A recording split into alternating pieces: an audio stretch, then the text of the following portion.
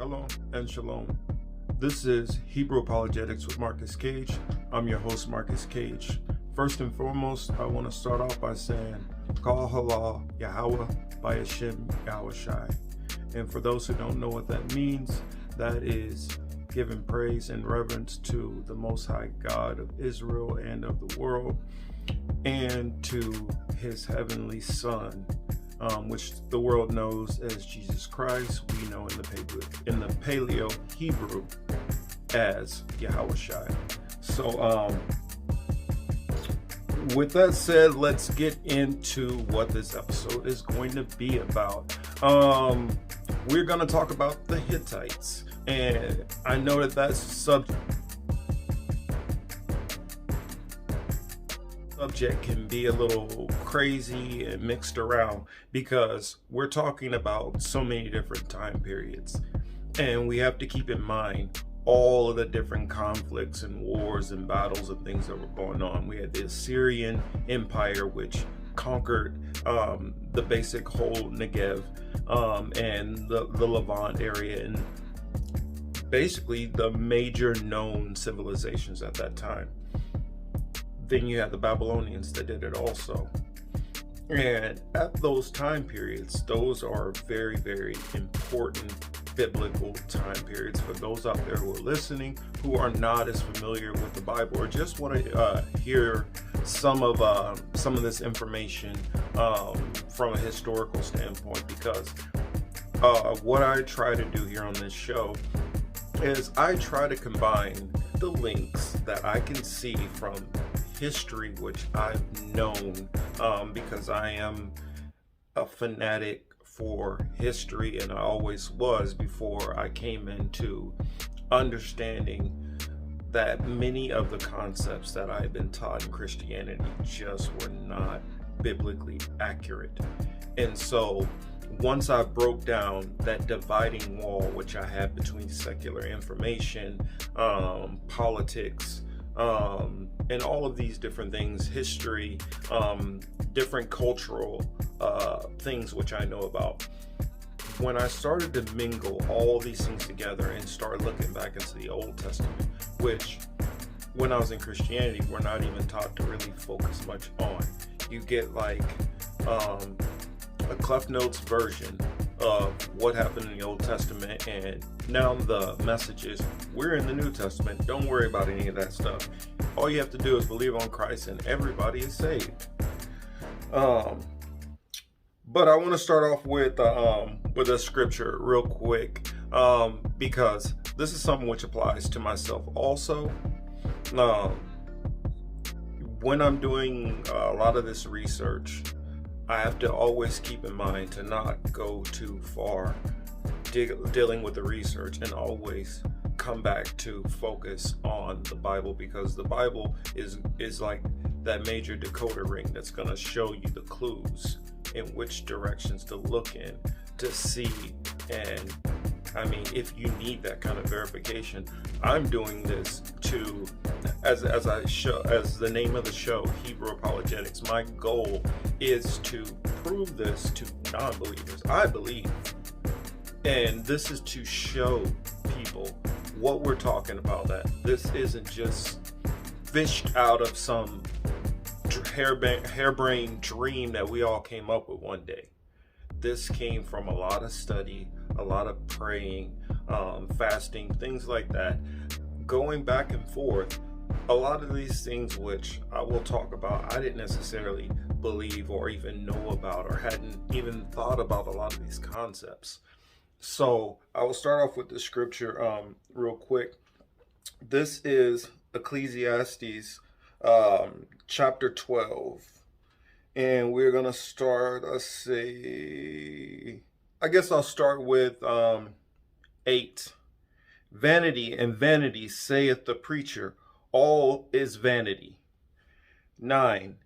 And moreover, because the preacher was wise, he still taught the people knowledge. Yeah, he gave good heed and sought out and set in order many proverbs. 10. The preacher sought out to find out acceptable words, that which was written was upright, even words of truth.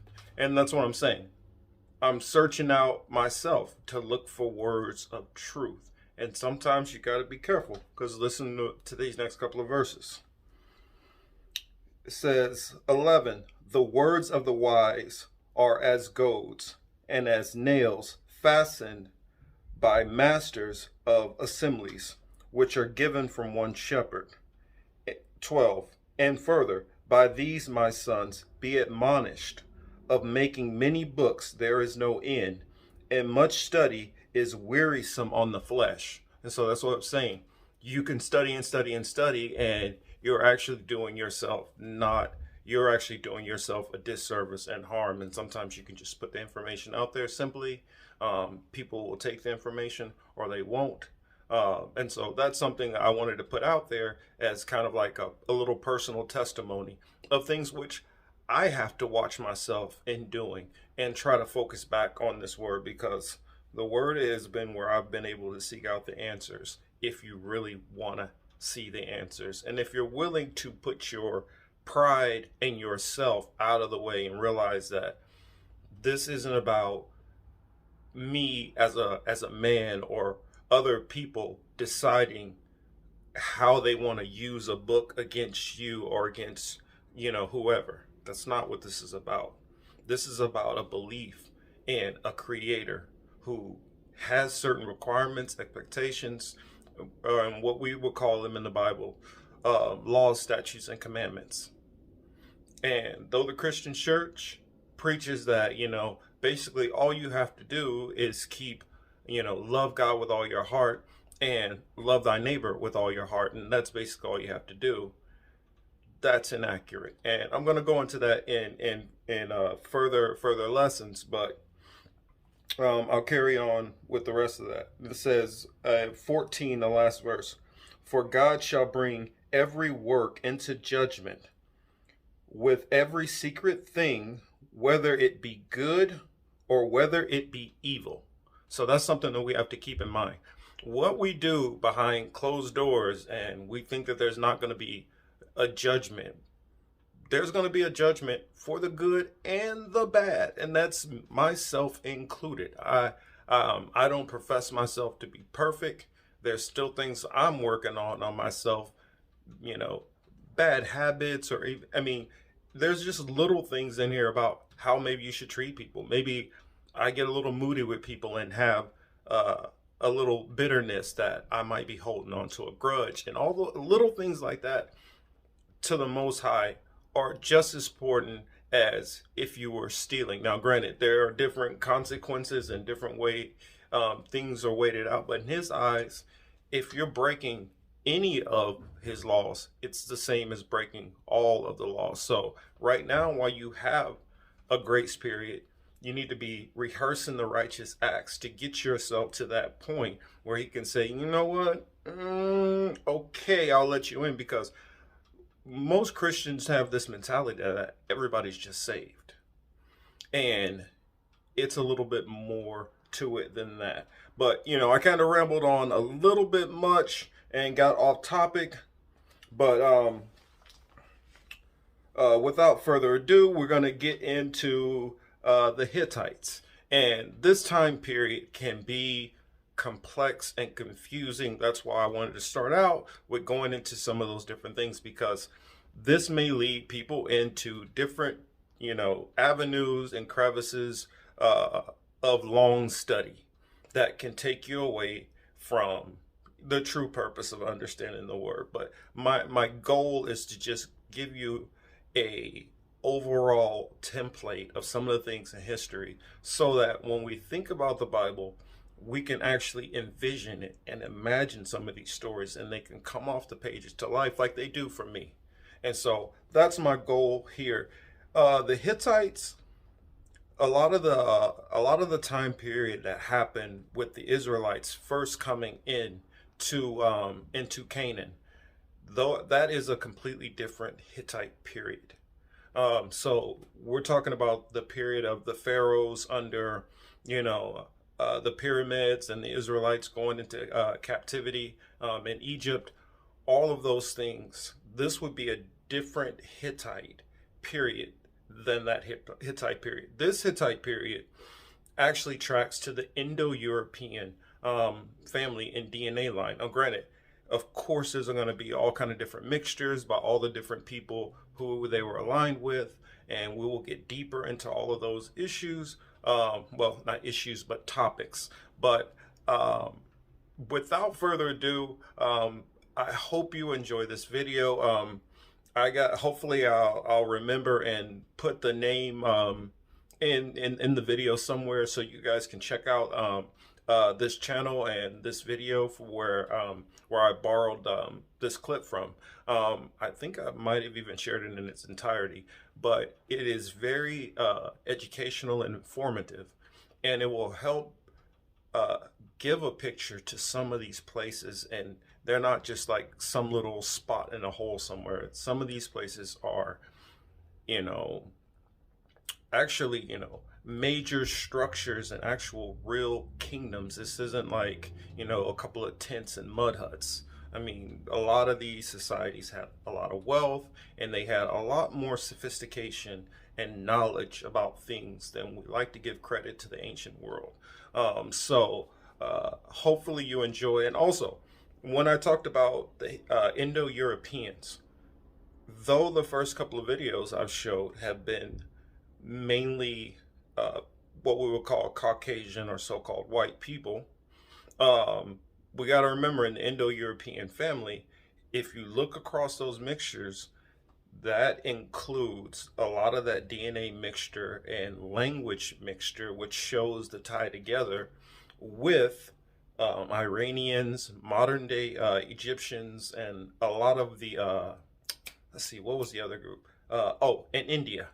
And so you have all of those regions which kind of originated, I won't say originated, I'll say where most of the archaeological data is the most richest would be at the lower steppes in Turkey, leading towards the Caucasus Mountain. And you can follow the migration patterns to where the different civilizations went. I believe I shared in I believe the first video or second video about Know Your History Indo-Europeans. So please go back and check out those videos if you haven't saw the videos up to this point and what's coming next. So here's the video. Hopefully you enjoy.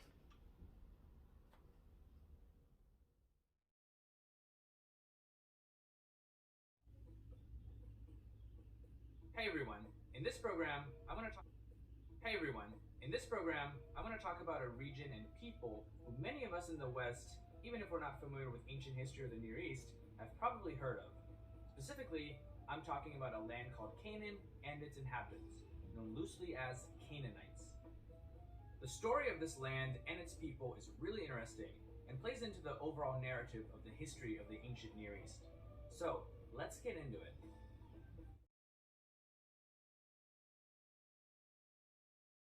Who have heard the terms Canaan and Canaanite know them from the Old Testament of the Hebrew Bible. For example, in the book of Genesis, chapter 10, in the Table of Nations, Canaan is said to be the grandson of Noah, the son of Ham, from whom the Jebusites, Amorites, and another group called the Hivites trace their descent from. Now, if you're well versed in Egyptian history, you've no doubt encountered the Canaanites there as well, especially during the mid to late Bronze Age period. In general, the Canaanites were a group of Semitic peoples who during the 3rd and 2nd millennia BCE occupied parts of what are today the countries of modern Israel, Palestine, Lebanon, northern Syria, and western Jordan. Now, this is actually a very broad term. I say broad because what we often lump together as Canaanites were really a number of tribal groups, city-states, and kingdoms that occupied a particular region. While they had many similarities, they also had distinct social and cultural traits. Unfortunately, we don't have time to go into all of these subgroups over here. Perhaps, though, we can save them for another video. The first written references to Canaan or Canaanites appears in the Mari archives of the 18th century BCE. Actually, there may also be references to them in 24th century archive tablets from the city of Ebla, but this is something that's hard to confirm for linguists of ancient languages. Now, along with the book of Genesis mentioned earlier, Canaan and Canaanites are also mentioned in the book of Numbers, chapter 13, verse 29. Mentioning them along with other peoples, the text state, and I quote, "The Amalekites live in the land of the Negev. The Hittites, the Jebusites, and the Amorites live in the hill country. And the Canaanites live by the sea and along the Jordan." Text and letters found in Egypt also describe a similar geography. In the Amarna letters from the 14th century BCE, this land is called Kinahu or Kinanu, i.e. Canaan. So, we're looking at an area between the Mediterranean Sea and the west bank of the Jordan River. That's from east to west. North to south is a bit less defined, but it probably stretched from north or central Lebanon down to the Negev desert. Canaan's location at the nexus of the Western Asian, Mediterranean, and Egyptian worlds put it at the crossroads of several major trade routes. The land was also strategic militarily, for whoever controlled it not only had a foothold in Western Asia, but access to the Mediterranean Sea, and was more or less within striking distance of Egypt, southeastern Anatolia, northern Syria, Cyprus, and, if one were ambitious enough, most of northeastern Mesopotamia. By the early Bronze Age, a number of flourishing urban communities had sprung up all over Canaan. Though not super large, these urban settlements had fortified walls, inside of which were temples, public buildings, scores of housing blocks, and other structures that seemed to be where craftsmen and artisans worked. These urban centers were almost always surrounded and supported by farmland and small villages. For the most part, the farms grew olives, grain, some vegetables, and various types of beans. Many of these early settlements were the forerunners of the various established kingdoms and city-states that we eventually come across in the Middle and Late Bronze Ages. Now, the lucrative trade routes that passed through Canaan were a mixed blessing. On one hand, they brought lots of exotic goods and wealth into the region. On the other, it made controlling the lands and cities of Canaan a foreign policy objective for many of the surrounding kingdoms and empires. As can be expected, there's plenty of evidence of trade between Canaan and Egypt, as well as the wider Near East. Pottery from Canaan has been discovered in Egyptian cemeteries, and likewise, pottery from Egypt has been found throughout Canaan as well. Traces of goods from Mesopotamia, Anatolia, parts of Iran, and even Central Asia have been found in Canaan. Of these, though, Canaan's commercial links with Egypt were the most important.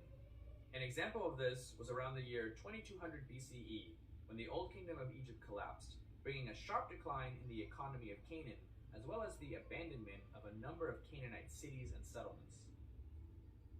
By around the period we call the Middle Bronze Age, roughly 2000 to 1550 BCE, we start to see the rise of various city-states and kingdoms. These urban enclaves became centers of trade and commerce, as well as cultural centers where more sophisticated art and literature flourished.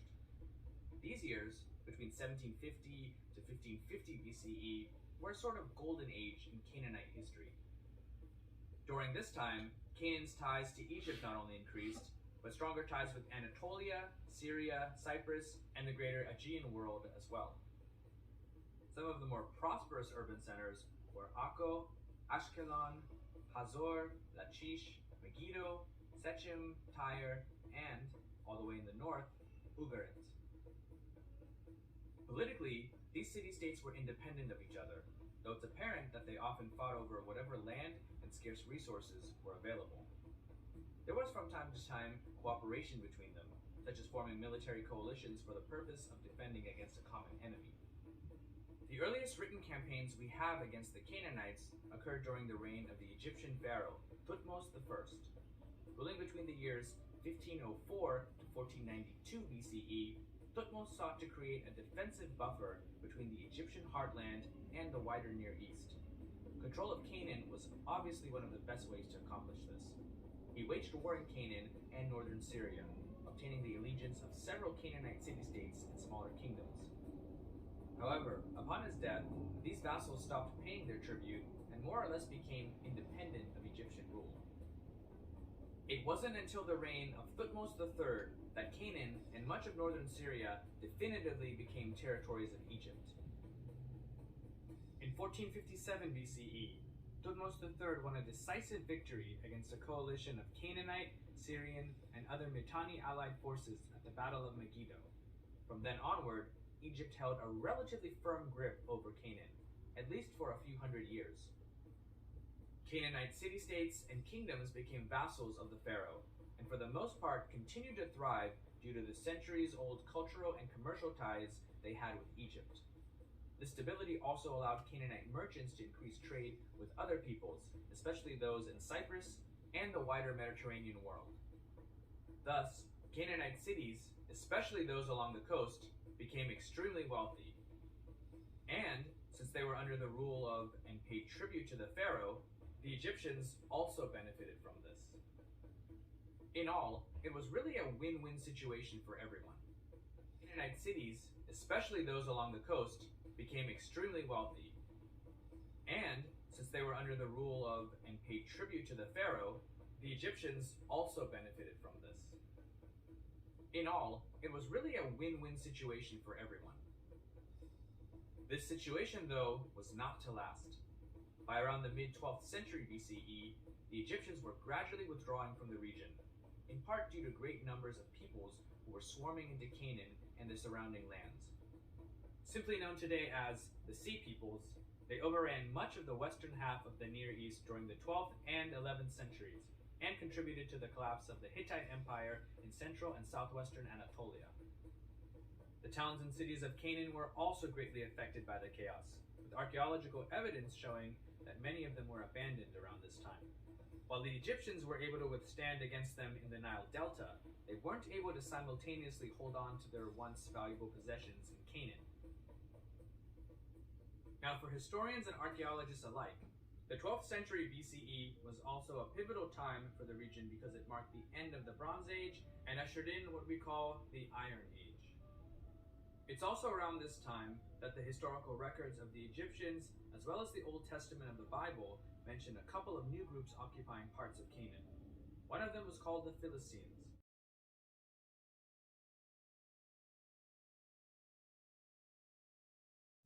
The other, the Israelites.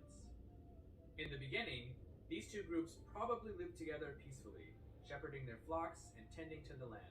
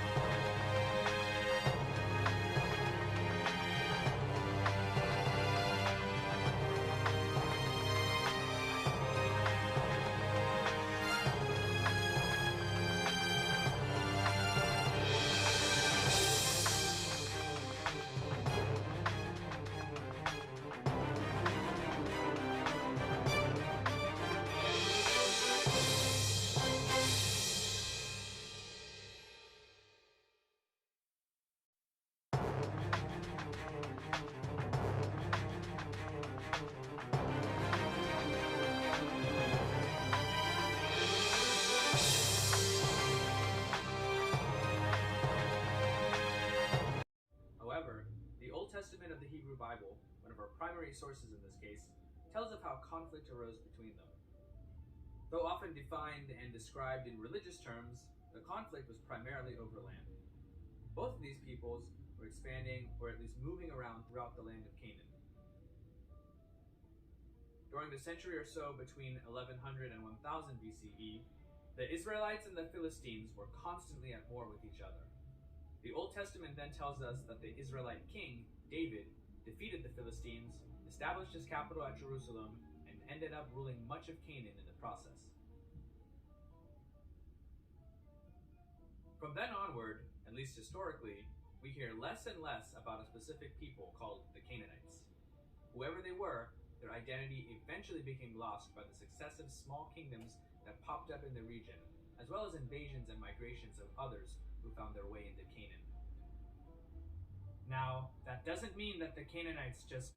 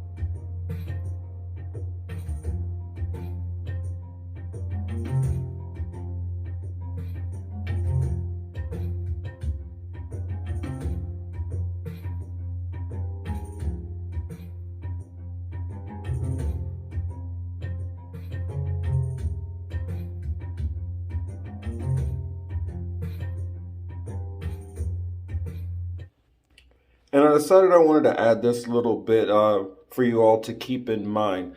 Granted, this is from Wikipedia, and I don't like to just pull from Wikipedia, but pretty much anywhere you search concerning Indo-Europeans and you actually click on some of these tabs and go in depth, they will cite references. So in that respect, you can always double check this what I'm about to say here.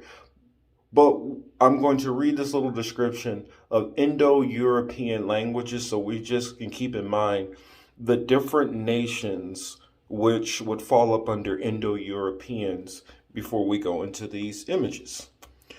The Indo-European languages are a language family native to Western and Southern Eurasia. It comprises the most of the languages of Europe together with those of northern India or Indian subcontinent and the Iranian plateau. A few of these languages, such as English, French, Portuguese, and Spanish, have expanded through colonialism in the modern period and are now spoken across several continents. The Indo-European family is divided into several branches or subfamilies, of which there are 8 groups which languages are alive today: Albanian, Armenian, Balto-Slavic, Celtic, Germanic, Hellenic, Indo-Iranian, and Italic, and 7 extinct subdivisions. Hold on one second. There was one little part, another part that I wanted to read in here for you.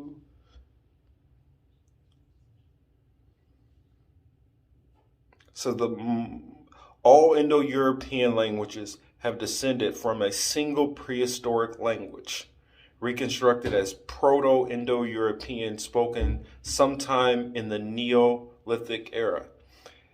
Its precise geographical location, the Indo-European, is unknown and has been object of many competing hypotheses. The most widely accepted is that the Kurgan hypothesis, which posits that to be the Uramat to be the Pontic Caspian steppe associated with the Yamnaya culture around 3000 BC.